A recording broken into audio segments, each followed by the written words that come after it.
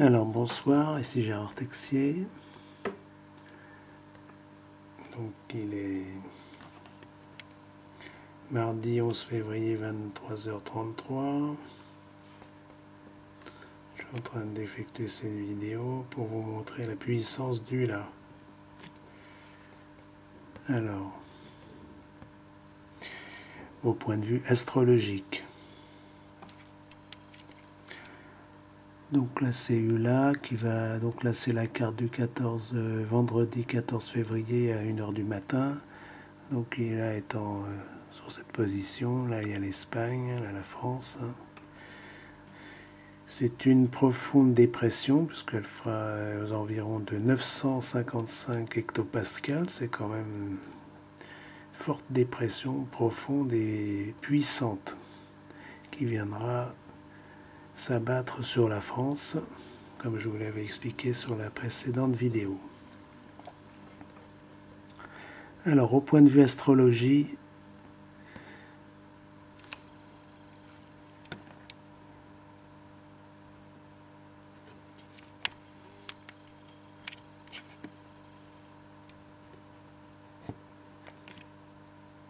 nous allons voir, je vais vous décrire les aspects que j'ai relevés, les aspects astrologiques qui ne sont pas à négliger, bien au contraire. Alors, nous voyons que la Lune, là, la Lune est en début du signe de la Vierge, signe de terre. Et en plus, c'est la pleine lune. Alors là, c'est important. La pleine lune aura lieu le vendredi 14 février. Donc les événements seront puissants, surtout la nuit, vis-à-vis de cette profonde dépression. Donc elle produira beaucoup de dégâts la nuit et le matin de bonne heure. Voilà. Parce qu'on sera en pleine lune le 14 et le 15 février. Parce que ça dure 3 jours. Les effets durent 3 jours. Donc, comme la lune est en Vierge, signe de terre, il va y avoir des facteurs qui vont être produits sur la Terre.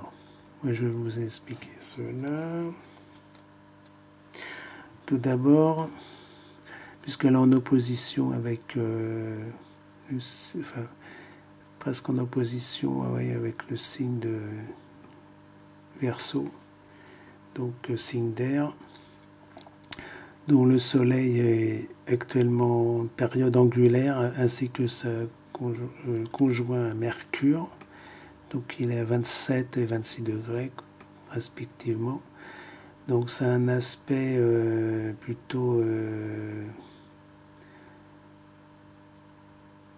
de renforcement de cette tempête, puisque le Verseau c'est un signe d'air, donc effectivement le Soleil conjoint à Mercure au dernier degré du Verseau peut engendrer une forte et violente tempête, effectivement en opposition avec la Lune, qui engendrerait des submersions marines importantes.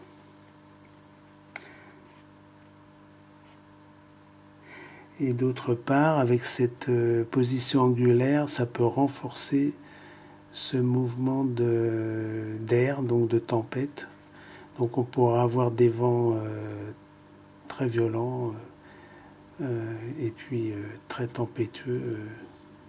Donc faire très très attention à ces aspects planétaires puissants.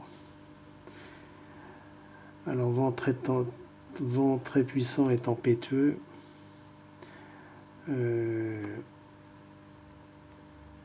avec aussi Neptune en poisson, dans le signe des poissons, qui va nous gérer pendant 14 années. Et là, elle est en début de poisson, donc elle a aussi une force qui est décuplée. Donc au point de vue eau, signe d'eau, Donc elle va générer tout ce qui est inondation, crue et houle, puisque Neptune, c'est surtout les océans, elle gère les océans, la mer, tout ce qui est masse d'eau importante. Donc les houles, les submersions marines devraient être très importantes le vendredi soir 14 et le samedi 15 février. Donc forte houle, mer démontée avec ses vents et submersion marine. Voilà, donc ça se rejoint. D'autre part,